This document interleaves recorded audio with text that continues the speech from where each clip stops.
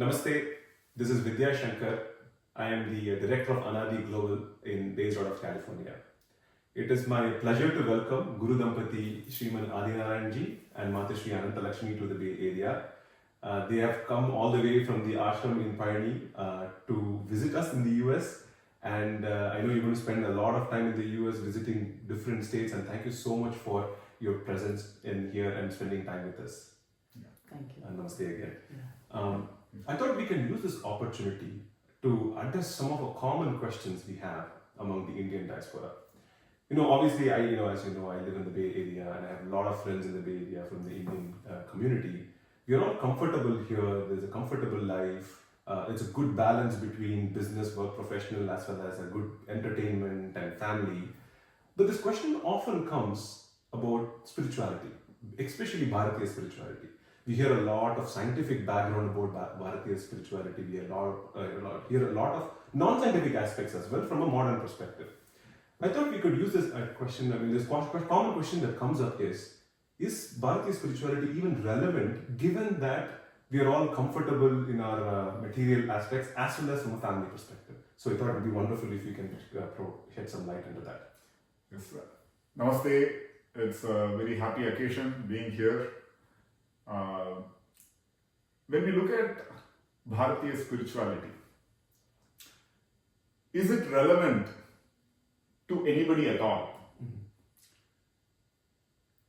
That is a very critical question that many people have in their minds, especially those who are not formally introduced to the idea of spirituality, would look at it as what's in it for me? Is it even relevant? So that's a very natural question to have, especially in the US, where life is very comfortable.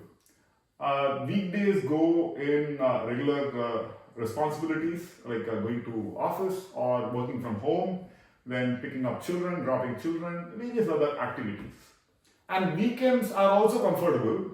It's more like going out, Meeting with friends. Yeah. And so it's very comfortable, Yes. not that way. So where is the relevance for spiritual understanding, or is it even required? What is the scope? So that's where it's important to understand when does a person actively seek it. Okay, when we talk of relevance, many people also look at it in terms of active seeking. But that is at a certain stage where you hit certain deep questions in your life. And there will be triggers in your life that trigger such questioning. Questioning that lead you to spiritual exploration. Right? What would be such triggering circumstances? One circumstance is you have certain expectations of your life, how it should go, but somehow something topples that expectation. No. Then you have questions, because your expected projection, your projected expectation, that's not in tune with what is happening in your life. Let's say, call it like disappointment? Disappointments. Okay. For example, you have a stable job and suddenly you lose your job. So that is like you have an expectation that is set, but suddenly something that is beyond your control, beyond your regular approach, something affects it. Then there's a question, hey, what's happening? Why am I being subjected to this? Correct. Right? Great. And this could be a trigger for a deeper questioning, where it is at the surface level, everything, as long as it's going fine, such triggers where it topples that regular functioning, that can trigger a deeper questioning, which leads one to a spiritual question. Right? Likewise, there could be something else, for example, relationships. Your relationships, as long as they are working for you, everything might be, hunky-dory, Yeah. But then suddenly, that's not being reciprocated for whatever purpose. Then you could be in emotional trauma. Then again, it could lead or trigger to a deeper spiritual questioning. So these and more can be trigger points that trigger one into active spiritual questioning, right? Active spiritual question. Yeah. Because why am I doing this? What am I doing here? Also, the active probably. Active. So it could even be like many people face midlife crisis. Right. For example, they have their children are settled, everything is settled. What next? Correct. They are not able to project further into what next. Because especially when people are young and early in their workforce, we slog in a lot of time. We know, okay, I have to become a manager, I have to become a director, senior director, and then suddenly, then what? And also, when children leave for higher education, right. then all of a sudden there is an emptiness in the family, and then there many people experience a crisis in terms of, okay, I've earned a lot of money. But for whom have I done this? Because now all of a sudden my children are not with me, right? And when we talk about Bharatiya spirituality, there is no dichotomy in terms of materialism versus spirituality that way. So in fact, in the Bhagavad Gita, Bhagavan Shri Krishna says, "Yoga karmasu kaushalam." Says whatever we do in excellence, that is the state of yoga. So if we feel that we are doing our jobs perfectly, completely in harmony with our inner state, our family is in resonance, the larger society is in resonance, even that is a spiritual process that way, right? And often what happens is that, we project into the future or are concerned about the past. But if we live in the present and continue to do whatever we are doing, with happiness, with a certain calmness, with a certain harmony within ourselves, then that amounts to spirituality in a way. Because I'm glad that you mentioned this, because more often, because the common explanation we say is the trigger point, right? Like where we feel either an emptiness or disappointment, but somehow I feel there is more negative connotation. I strongly feel that Bharatiya spirituality is not necessarily a negative, driven by a negative connotation. It's more like you can still do everything and be spiritual. Yes. And that's the, I think I'm glad that you mentioned about, it being an integrated process.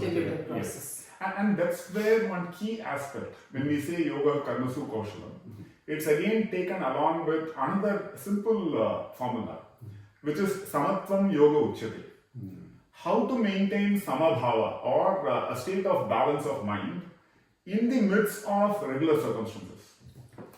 That's where, as we said, the trigger points are not necessarily negative. When something of that sort happens, how do you handle it? Do you still display a balanced state of mind? Or are you reactive and for you everything crumbles? So either of these can happen, where you are in a state of shock, or in a state of denial, that can happen. Or you are in a state of boredom where you are not able to wholeheartedly participate in your life, in what you are doing. So that's where it need not be a negative. The trigger, and though it appears negative, that also indicates whether we are able to maintain our balance of mind, which is what is true, spirituality. And that requires a depth, where our expectations, even if disappointments happen in our life, they need not destabilize us. And that is a great, that's a great point that Matrushree mentioned. Which is like, are you able to, in a state of excellence? Excellence means full participation in your life process. Where you are not half-heartedly withdrawing. You feel somehow that you're not fully settled within. And that's where a deepening process becomes important. So many of us, as long as everything is going fine, we are fine. What happens when it's not going fine? How do you respond to such circumstances? And that's where a deeper process, and that is essentially a spiritual process. And by spiritual, what we mean is it's the state of mind. So now, for example, we invest in learning about our jobs. Let's say how to live in the Bay Area, for example. Say what to invest, what not to invest. All of these. And we do all the learnings, classes, courses to support our job. We take some additional certifications. And all that. So all of that gives you excellence with respect to skill. But does it give excellence with respect to a skill of handling your mind? Yeah, that's true. Not directly, Correct. right? So how do we respond to disappointments? How do we respond to challenges? That becomes a key test of how stable we are. And that means, not just investing in, growing in skill with respect to work, with respect to investments, with respect to handling life in the Bay Area, not just that. Correct. One needs to invest in understanding one's own mind, the nature of inner reality.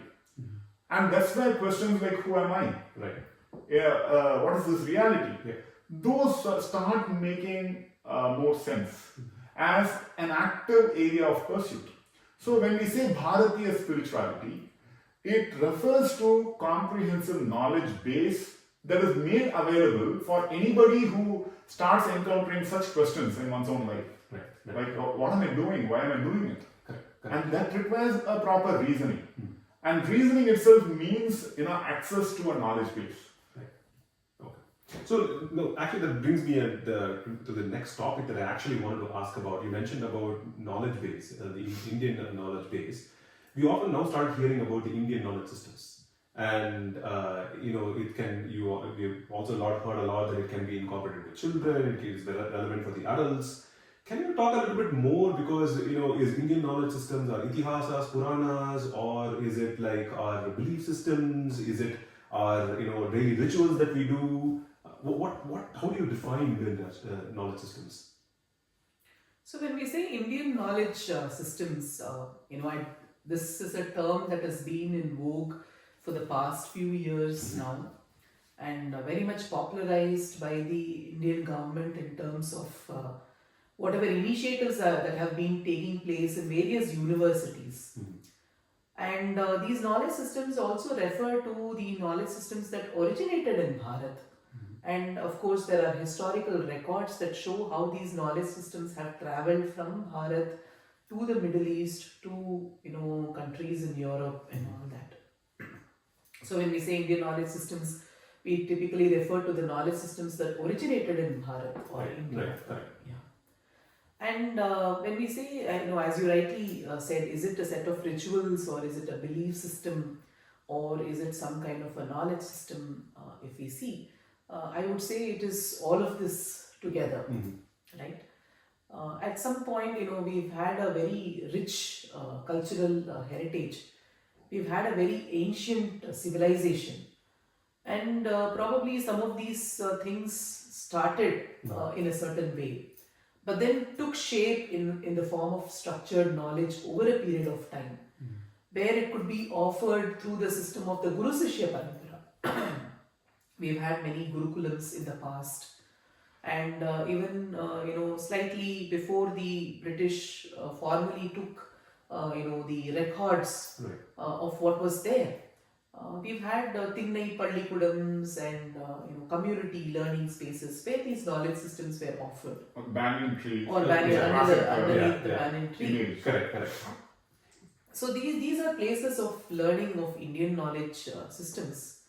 But when we look at it now in the current context, we see that one of the ways to look at Indian knowledge systems is through the lens of the Vidyasthanas. We have the 4 Vedas, Rig, Yajur, Sama and Atharva Veda.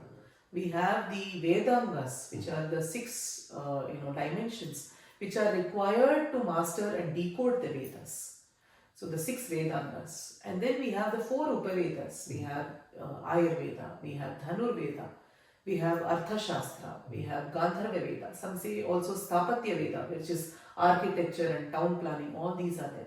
So we start with the core revelatory knowledge, which is the Vedas, to things like grammar and phonetics and all, which is required to decode the Vedas, to applied knowledge of the Vedas, which in practical life in terms of health systems, construction, even entertainment and all that. And now we have experts in each of these dimensions, including in universities, to take forward research, to present it to young learners and all that. And at Anaadi Foundation, we have been working on books for young learners to bring out Indian knowledge systems right from the preschool stages. And we've realized that it's very important to introduce it as early as possible. And Of course, it's all the more relevant to offer it in the US. Why? Because you from your own personal experience, at least I've seen people in India, they value the Indian knowledge systems, but that's something that is ingrained in life. In the life, yeah, regular exactly. life. Because we see it in everyday basis, we see Everyday basis, yeah. Exactly. To look at it as something separate from our lives, it takes a while. Correct. But when we live abroad, Yeah. we miss so many things about Bharat. Correct. Be it its cuisine, or be it it's the freedom of movement in spaces. So we, in fact, you mentioned that, right? Like how the way we kind of balance it and say, okay, let's go to all, we have food in Indian restaurants. Yeah. For us, like Diwali becomes a big celebration here. Correct. Gulu, Navaratri is a massive celebration these days. But it stops there. Yeah. And that's where I feel that maybe, to your point, Indian knowledge systems can be more, take it to the next level. Because it's more scientific in a way. That's what you're kind of going towards, right? So that's where you mentioned a very important point, and this is something that needs to be underlined, highlighted. Now, when we say Indian, the idea of Indianness is about celebrations like Navaratri or Diwali, or these are cultural celebrations, no? And celebrations also, in a way, hint at rituals. Right. So these become over a period of time ritualistic in nature. That way it is like year in, year out. How are you celebrating? In the same manner. So and hence it becomes repetitive in nature. And there, if the rituals are there because now a knowledge system which is millennia old, now at least a few millennia old. Over a period of time, the nature of knowledge itself becomes, interwoven with practical life or the lifestyle of people, where the knowledge is not separate or not just formal. No, it becomes completely interwoven with regular life. That's why you would see that even Indian cuisine, what is called Anjari Patti or Masala Dasa is high in knowledge, sitting in every Indian household. But it's not treated as knowledge. As something separate that you learn in it's more of a practice. More like a practice. And that's where practice means it's ritualistic. Yeah. Because practice is just where you cannot explain it explicitly. But now we are used to what we call a science or scientific is like explicit explanation. Right. Not implicit. No, that alone will not do. And that is the reason why knowledge has to be introduced in a systematic manner as a knowledge system, explaining the practice. Otherwise, it will be treated just as a practice, which now is sort of okay. It's a ritualistic or practice, and that's about it. You cannot, unless it's formalized, it's not accessible to everybody. It will be limited to a very specific community or to a household because it's just practice. And it's passed on from generation to generation. But if there is a gap, then it's lost. Okay. Then it's lost. So can you take an example then of an example of Indian knowledge systems where how our viewers and people, especially in the Indian US, how can they relate to it? So one way is, of course, as he mentioned, the Anjari Patti, right? So when we look at it on the face of it, it is just jeera, mustard, and methi, and haldi, or whatever is. India is known for spice. But then each of these components has a specific impact on the body. For example, the mustard that we have increases the pitta, which is the heat in the body. The methi, which is menthium or fenugreek, it reduces the pitta in the body. That is why when we make, say, kolambu or when we make a sambar, we add a little bit so that to reduce the pitta that is caused by the other ingredients in the sambar. And for example, when we have jeera there, if you have vata, you could add a little bit of jeera, or you can add a little bit of hing or asafoetida to water or buttermilk or to any ingredient that you are preparing, which will reduce the vata component. Suppose you're preparing a potato dish, right? If you add a little bit of ginger, jeera and asafoetida, it reduces the gas or the vata that is created because of the potato.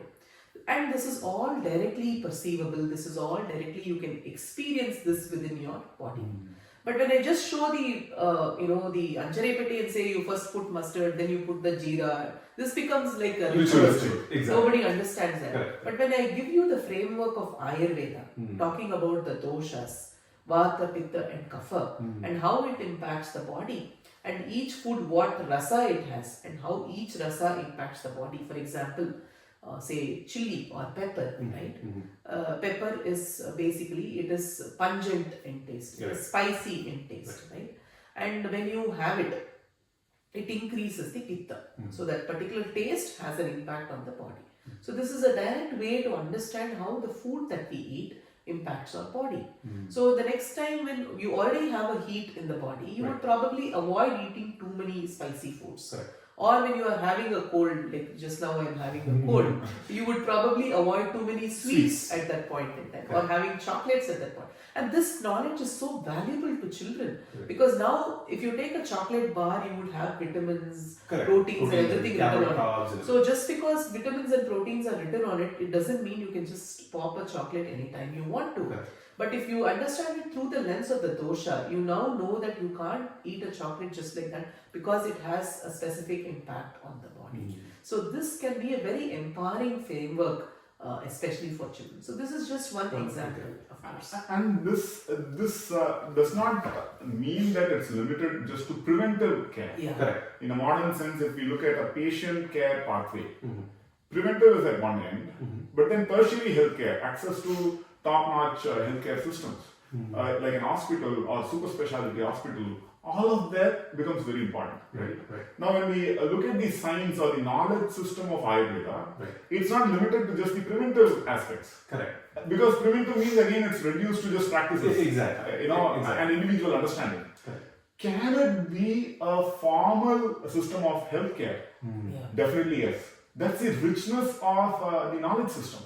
So we are not isolating it just as a home remedy. This is what many people imagine it to be. It can be a formal system of healthcare, where you can also access tertiary healthcare in terms of a full-fledged hospital, properly administered with a lot of vaidyas, taking care of very complex health conditions, right? So that way, it is complex enough knowledge system which can accommodate a full range of human issues, human problems. And it's not limited to just human beings. This can address, the power of the system is that it can address equally pashu or cattle or animal. It can also vriksha Ayurveda is there, which can address trees and plants. Interesting. So that way it's a very complex healthcare system. And to access this, obviously we need to start somewhere. Now, for example, to access modern, say, MBBS education, people go through kindergarten to 12th standard. It's graded content that helps you access this complex knowledge system, right? Nobody expects you to directly jump into higher education. Now, Ayurveda Shastras are like that. It's like a typical higher education. So the IKS content that at Anaadi Foundation and the government, Indian government is now looking at is how to empower, graded access to such complex knowledge. Because it's actually complex knowledge. Because it takes care of health of not just human beings, but also animals and plants. So it is like an entire society. Entire society. Right? It's that complex. That is so it's not just a home remedy. Maybe I want to bring it down to more, like individual level, let's say, because obviously I completely understand there's a lot of benefits. Because in at least in the Bay Area and the US, especially people who are working, most of us are like we are looked up on like what's your net worth, meaning how is your net income versus what is your income versus liabilities, and that's how we are kind of measured per se. Basically net worth is equal to bank balance. Bank balance, basically. In simple terms. Especially in the working class, that's a very materialistic, and it's fine. It's a good measure, and then obviously also kind of now these days there's like happiness index and other things that is coming on. But it's obviously bank balance is not restricted to just money. Exactly. Physical assets are also exactly. And the other part also we are looking at is like health, how good runner you are. We kind of measure ourselves in terms of your fitness and other things. Is there anything in the, especially as you mentioned in Ayurveda and in Bharatiya system, we can essentially now have a holistic system of health. Is there any holistic system of health that can be applied for individuals that can be more holistic rather than just looking at like a bank balance? Yes. This in a way also arises, there is a certain assumption that is long cherished because of the current educational process which emphasizes more on marks. Right. If you look at typical transcripts or a progress report, Right. there will be subjects and there will be marks Correct. that you have gotten it. And that's an indicator of the progress that an individual is making. And in fact, just I came to know a couple of days ago that 4 on 4 is not good enough. Yeah, of course. You need to score more than More 4. than 4. 4 out of 4. A typical child here has to go through AP, Right. Advanced placements. A regular 4 on 4 is not sufficient Correct. for top-notch college admissions. So essentially, we are looking at even in higher education, it's transcripts which are like subjects and marks, and the same thing gets projected into our adult life, where the idea of progress be mapped to let's say net worth of an individual, right? Because there is something that is an appealing framework. So if we look at the idea of progress, we definitely need a framework, a clear framework that we can share with everybody, which also gives us an idea, yes sir, this is how I'm progressing, I need to progress along these lines, a little more. So the idea of a framework of progress is not wrong.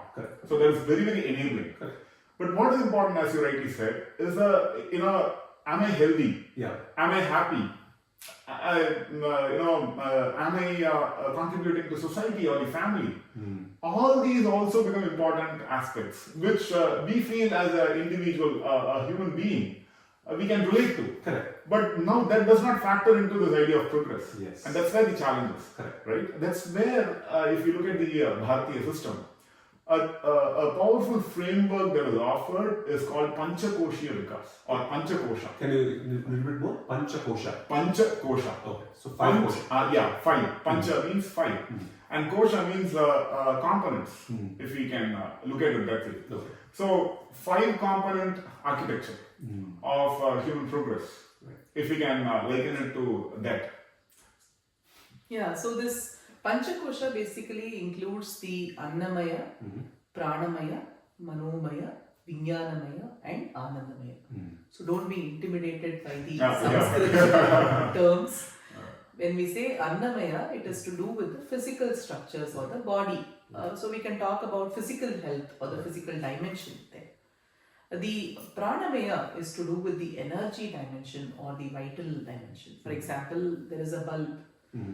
The bulb is the physical structure, right? It glows because of the electricity or the signals that flow through it. So when whatever signals that flow through the body, which help us to act in this world, which help us to make sense of this world, which keeps us alive basically, that is the prana.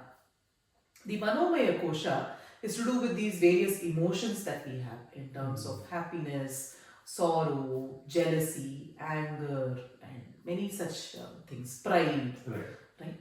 And this make up our Manomaya Kosha or the mind basically, even our own thoughts. We keep thinking about so many things. We can't stop thinking, right? It's like emotions, feelings, sentiments. And the Vijnanamaya Kosha is to do with the cognitive dimension in terms of our decision making, attention, memory, language learning, knowledge picking up capabilities, all that. In fact, Vijnana is related to more science. Very true. And the Anandamaya Kosha is to do with spirituality, being calm and happy, harmonious with everything around us. So when we look at our own progress along these 5 dimensions, whatever we talk about as bank balance or the degrees that we earn or the 4 on 4 that we get or more than 4 that we get probably fits into the Vijnanamaya Kosha, where we talk about our cognitive dimensions, where we are intelligent, we contribute to the workforce, we get enough money for that. We are happy with that.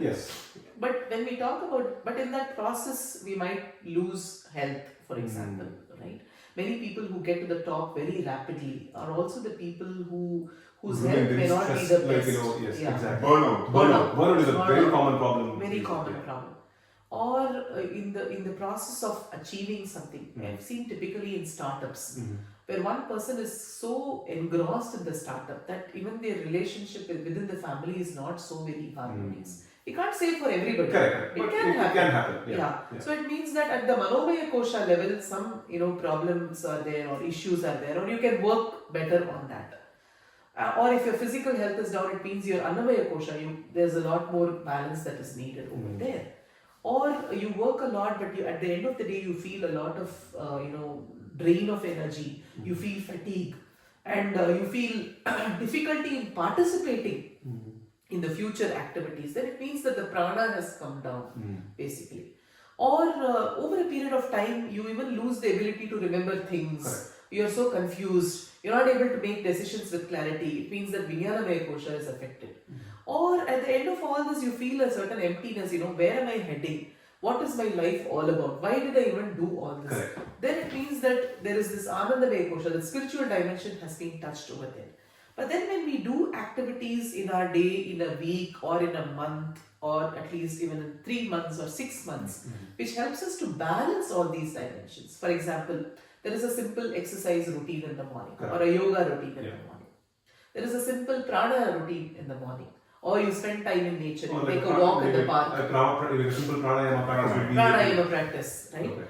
And you have enough ways to socialize. Correct. You have a family, you have friends, you Your meet colleagues your friends. at work. So that aspect is also Taken care of. It's not like you are an isolated entity, just boxed up in a room working all the time. The remote working sometimes does that, but at least... Correct. Yeah. So socializing aspects. So it's interesting, maybe just to interrupt here. So this is even you're talking about adults, so this can be even relevant for children. Yeah, very because very in school they get to spend time with their friends, and at home, and in the morning routines, maybe something that we can start incorporating for children. Definitely. A simple yoga routine can actually ensure the physical well-being of children, the entire family. So if you can, as a family, if you can get together and have a yogic routine, that will be very interesting, to start the day. Yeah. And with respect to the cognitive dimension, even simple time management tools you can have, enhancing memory. Chanting is a fantastic way to enhance memory. We have the Bharatiya tool. So spend every day or at least weekly, 3 days, some chanting. Is there any specific chanting that you are recommending, or anything? Anything that you can commit to memory, which you find it interesting to commit to memory. Like any shloka. Any shloka, Bhagavad Gita. Bhagavad Gita, yes. All this can actually enhance the cognitive dimension. You would see that one thing when you memorize these shlokas, you will of course know the shlokas. Correct. But the second thing is that your memory capability increases. Lot of scientific research has told how the brain structural and functional changes happen because of this memorization process. So that is a good way to enhance the cognitive dimension. You will see that you will become better at crunching a lot of data even in your own workplace, remembering a lot of people. Correct. As a manager, you need all these tools, right? Yeah. So that is there. And a simple meditative process, spending some time in quietness. Say for example, you take in 15 days or in a month, you take a weekend off for Mauna. Or even at least one Saturday in a month for Mauna. Or you take one Tithi, whatever is your favorite, could be Shashti, could be Kartika Nakshatra, or anything, Shivaratri. Correct. That Mada Shivaratris are there. You spend the night in meditation. This can actually open up a lot more possibilities for you, which will eventually help you to handle the stresses and strains of life. Yeah. So that's where this. If you look at it, you've gone into a few details. Right. But if you zoom out, it gives you a framework. Exactly. That's what And that framework helps you prioritize appropriately. That becomes very important. Otherwise, we think, okay, this is a priority. Right. Then we deprioritize everything. Everything else. Exactly. And that is a cause of a lot of imbalance. I would not call it problems, Correct. because problems are also manifestation of imbalance. And when health is a priority, we leave out other things. Exactly, because people we are will all say- about exercise. Exactly. And don't do anything Everything else, like we are Yeah. not able to focus on work, or we don't want, because the amount of time you're spending on work reduces significantly. Exactly. Then we might also look at these circumstances as being forced on us, where something else, because we have prioritized one thing over the others, everything else seems to be a burden. Right. Everything else seems to be an enemy to our priority, right? And that's where it's not just one priority and everything else is deprioritized. This framework helps you to prioritize appropriately so that there is overall balance. And when you have this framework, the power of this framework is in empowering you to give you freedom to prioritize as you see fit. You don't need to be stuck with one idea, with one logic, with one priority.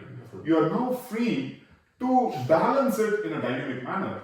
As you see, for example, if you feel your health is slightly taking a dip, you can bring in aspects like, for example, a yogic practice, or a walk, or a jog, or a gym, and you'll see improvement because now you have the framework to assess your progress. Because what we see is we have to address all of these 5 components. Exactly. Because in the past we don't know which we don't know what to focus on. Right. When you are not able to categorize something, that would be at best random. So experiences, if they are random, they don't help you, because the idea of progress, you are missing the key dimensions. So that's where the framework is highly empowering. Because let's say you feel a certain boredom in life, a certain withdrawal from your regular activities.